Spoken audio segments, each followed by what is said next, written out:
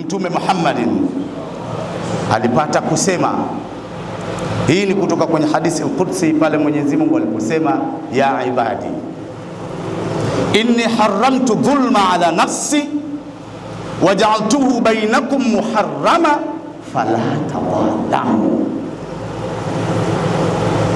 Enyi waja wangu, hakika ya mimi ambaye yeye aliyeiumba dhulma, aliumba kila kitu, ameiharamisha dhulma kwa upande wake 100%. Yani Mwenyezi Mungu hadhulumu cha mtu, cha kiumbe yoyote, hata malaika Mwenyezi Mungu hadhulumu.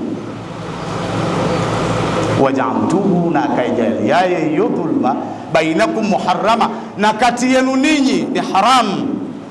Fala tadhalamu, msidhulumiane, msitiane ndimu kama watu wa siku hizi wanavyosema kwamba nimemtia ndimu yule. Na kwa utaratibu ambao Mwenyezi Mungu yeye mwenyewe ndo ameharamisha, hadhulumu cha mtu.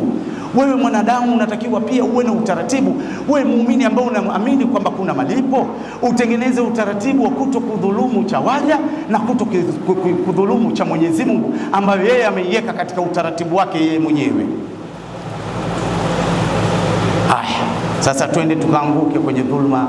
Mtume Muhammadin alizigawanya dhulma katika level 3, aina 3. Adh-dhulmu 3.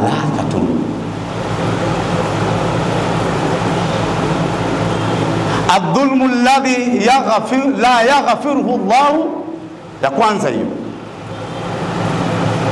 Wadh-dhulmu yaghfiruhu, ya pili.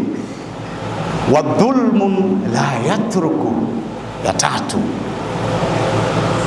Ya kwanza, Mtume anasema dhulma imegawanyika katika mafungu 3. Fungu la kwanza ni fungu ambalo Mwenyezi Mungu halisamehi. Dhulma ya kwanza hiyo, Mwenyezi Mungu hasamehi kwenye hiyo dhulma hiyo. Wadhulmu alladhi yaghfiruhu, na dhulma ambayo Mwenyezi Mungu anasamehe, ya pili hiyo. Ya 3, wadhulmu la yatruku, na dhulma ambayo haitoachwa mpaka ilipwe. Yani ili kuweza kusameheka hiyo dhulma mpaka ilipwe, maana haitoachwa hivi hivi. Ni dhulma baina ya mja na mja.